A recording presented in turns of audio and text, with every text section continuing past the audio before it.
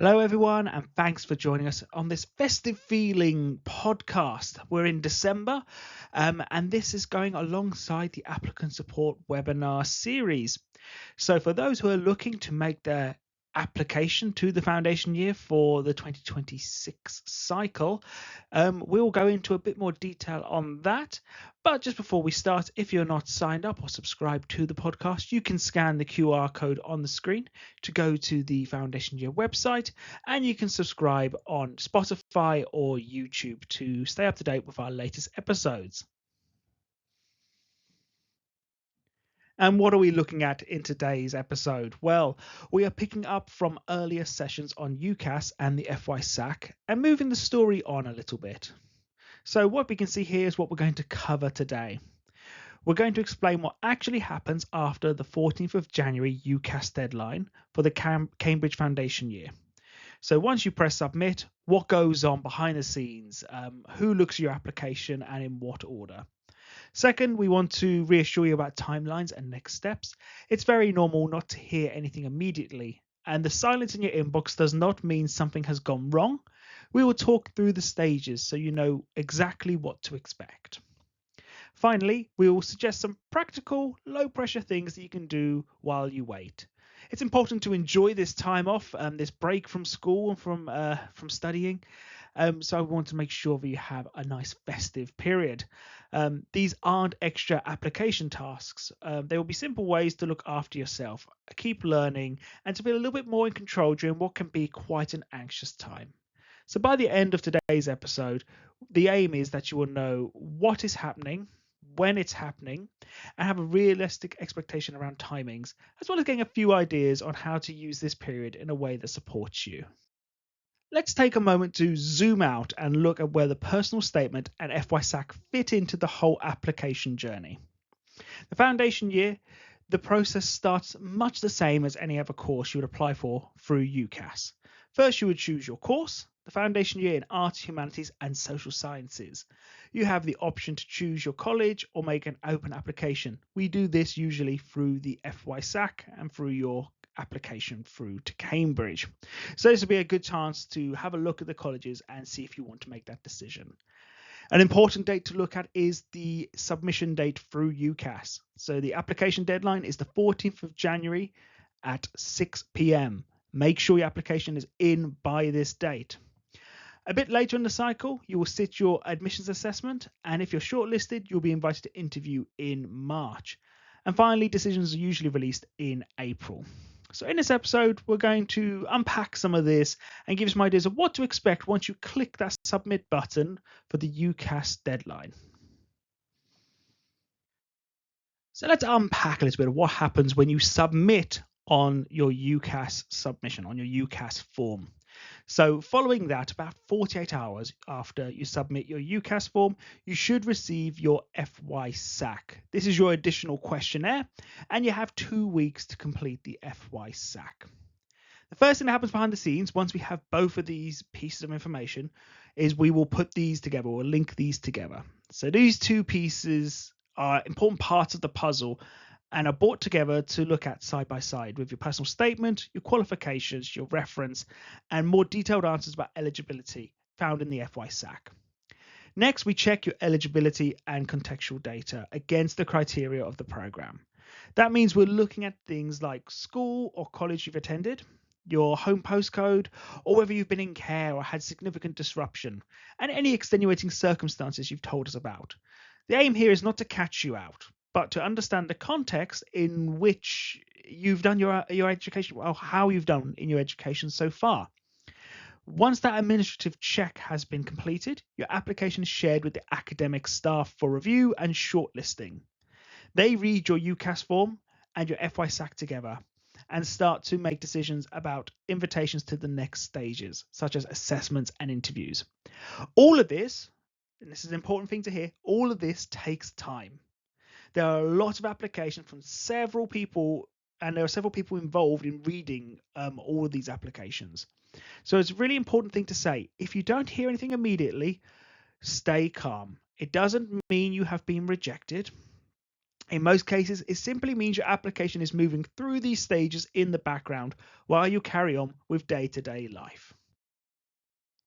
And now we're going to move on to the shortlisting and assessments and interview stage. The key thing to take away from this is shortlisting uses the whole picture. No one is looking at your grades in isolation. Admission staff are reading through your UCAS form, your FY-SAC answers, your reference, and your contextual information as a whole picture. They are thinking, given this person's background and opportunities, what potential do they have? How will they thrive at Cambridge? For many applicants, the next step is the admissions assessment. This isn't about catching you out of obscure facts. It's much more about how you think and how you approach problems. Can you unpack a question, make connections, or explain your reasoning? We know people will be nervous, so we're not expecting polished perfection here. You will also be invited to interview. So when we think of this, try to think of this as an academic conversation rather than a performance. Interviewers want to hear you talk through your ideas and respond with new information and ask questions. It's absolutely fine to pause, to change your mind, or to say, I'm not sure. Okay, this is a conversation, and we want to see once again how you unpack questions, how you make connections, and how you explain reasoning. In terms of timing, exact dates can change from year to year, so we don't pin down specifics here. But we gave a rough timeline, and we're looking at March, and in April that successful candidates will hear whether they have made it onto the foundation year. The best thing you can do is keep an eye on the foundation year website and to sign up to newsletters and to emails to get the most up-to-date information on timelines. Also, once you are shortlisted, you will be invited to an admissions assessment and interview webinar series. This will give you lots of preparation for the admissions assessment and for interviews, so you can know what to expect and make the appropriate preparation.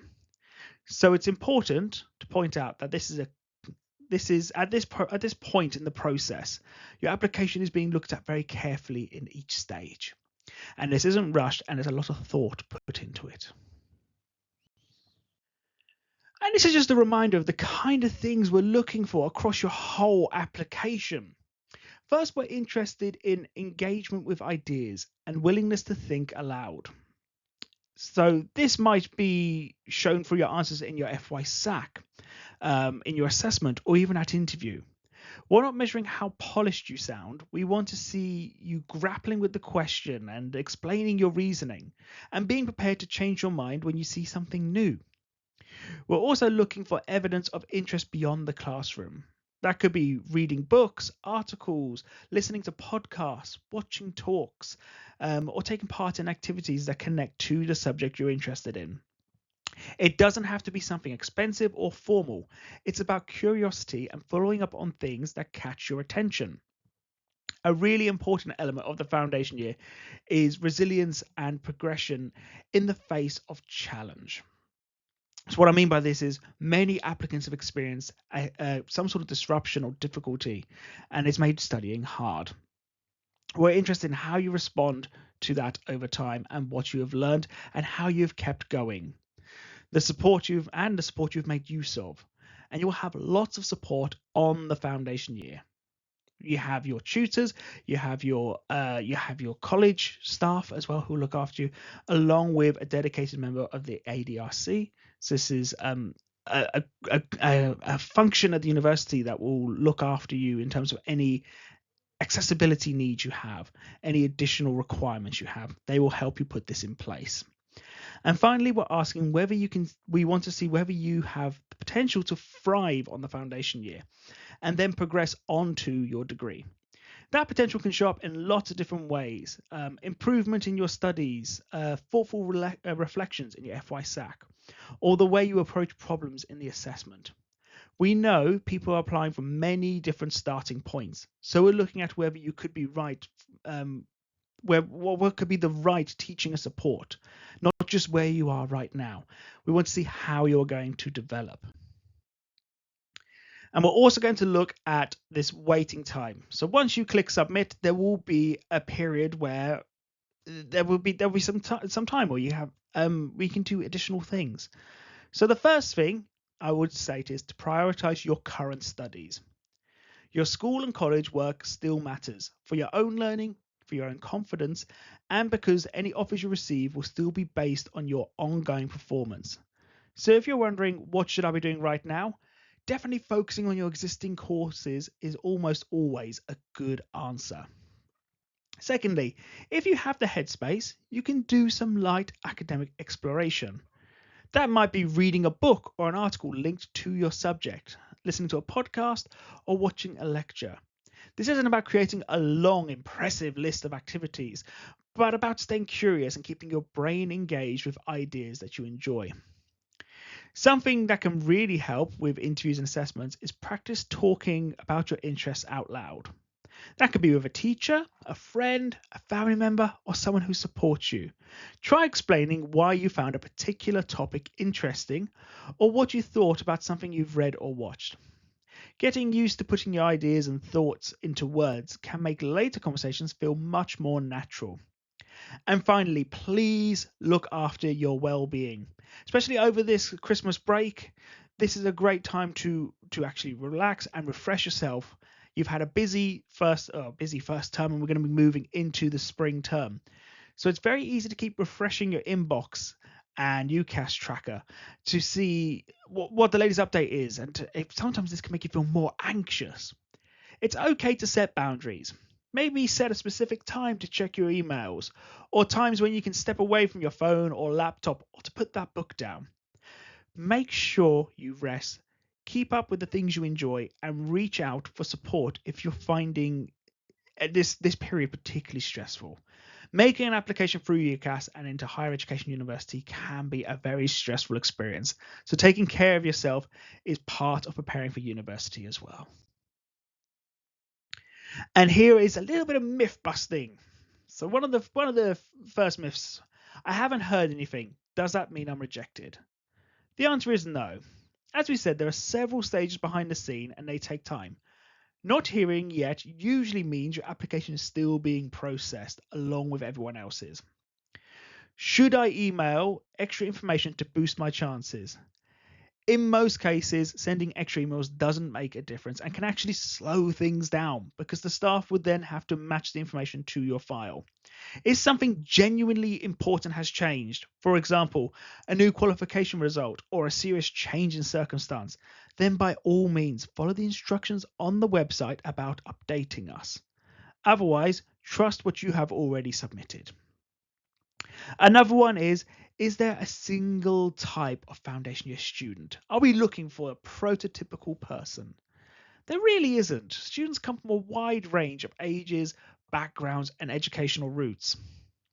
What they all share is potential, curiosity, and they have all met the eligibility criteria. So we're looking for that eligibility criteria and those 120 UCAS tariff points. But in terms of the sort of person or personality type, no, our students come from all backgrounds, different areas of the country, different educational routes, and different ages. So we're not looking for a prototypical student. If I made a small mistake on my form, is my application ruined? If you submitted and there's a couple of typos, is it going to just get thrown in the bin? Is it the worst thing in the world? No. We know people are often filling out forms and juggling lots of responsibilities, deadlines, and other things. Minor errors will happen, and they do happen. A small typo or a non-critical mistake is very unlikely to harm your application. If there is a significant error that affects key information, perhaps dates or maybe school names, we can usually clarify small things later. But if there's a significant issue, do get in contact or follow those instructions on the website. But don't panic over something tiny. We're looking at the overall picture. Once again, not perfection. We're not looking for perfection in every box.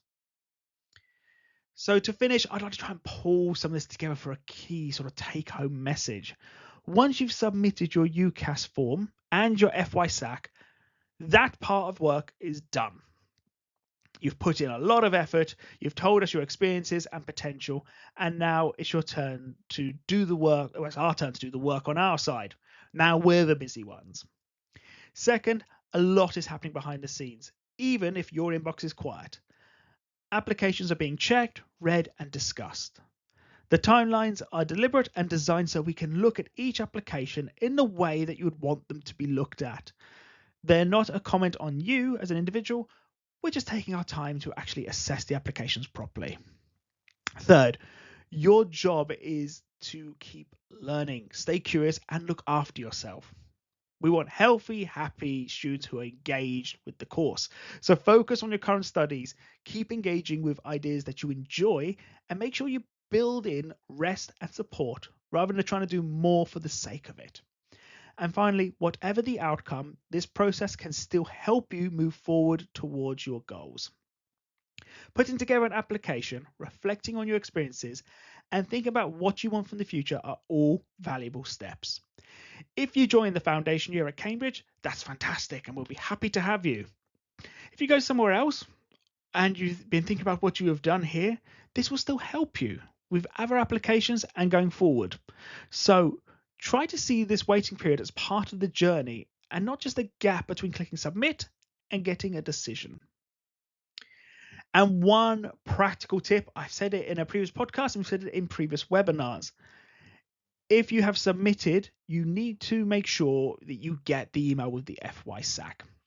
If you don't receive it within 48 hours of making your submission, contact us, but also check your junk mail and also add these email addresses to your safe sender list. Those watching the video can see it on screen. I'll read them out now for those listening. So foundation.year@admin.cam.ac.uk. This is also the email address if you have any queries or issues.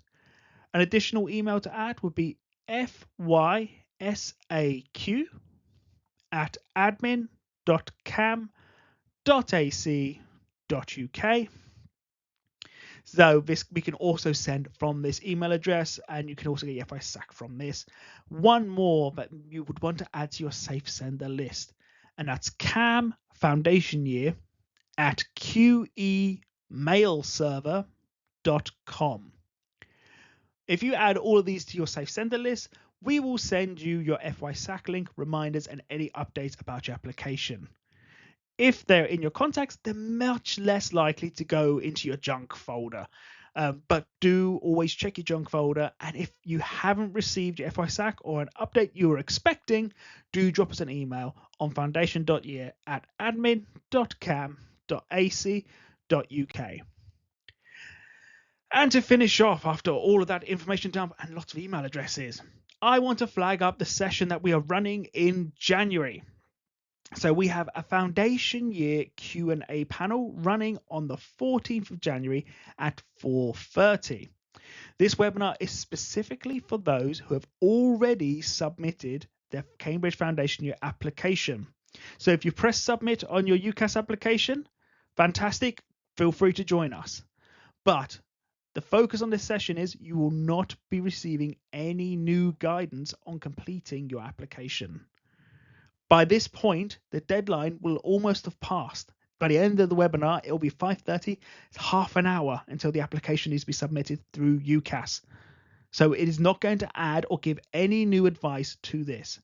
If you haven't submitted your application by this time, this particular webinar is not the right one.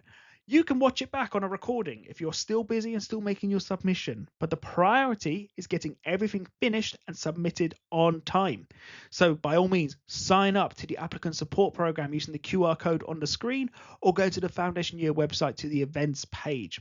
And you can access our earlier recordings on UCAS, the FYSAC, and personal statements. So you can use these to strengthen your application. But we want to focus in this session about what happens next, much like this podcast, and what the foundation year is actually like. And we will be joined by members of our teaching staff who will tell you a lot more about what the teaching is like on the foundation year. So it's a great opportunity to focus on the things that are going to happen in the future in this session. So take home points about our next webinar. If you have not submitted, the priority is simple.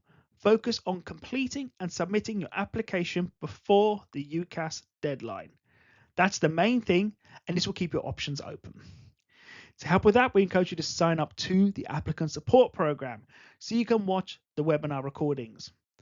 There are sessions on UCAS and personal statements, a detailed walkthrough on the foundation year SAQ, otherwise known as the FYSAC, and there is an admissions help panel where we answered lots of common questions and were joined by students who've been through the process. You can pause, rewind, rewatch parts, and find what's most relevant to finalize your application. Alongside that, you can have another look at our application pages or applying pages on the Foundation Year website. They give step-by-step guidance, key dates, and links to everything you need. Once you've submitted your UCAS and you've received your FYSAC, and you have to complete this in 2 weeks, then we have the January Q&A. That will be the right session for you. So use the resources to get your application in, and by all means, once you've done that, join us on the 14th of January after you've hit submit. Have a wonderful break. Don't forget to relax, enjoy this downtime, this period of calm before January, and we get back to work. Take care.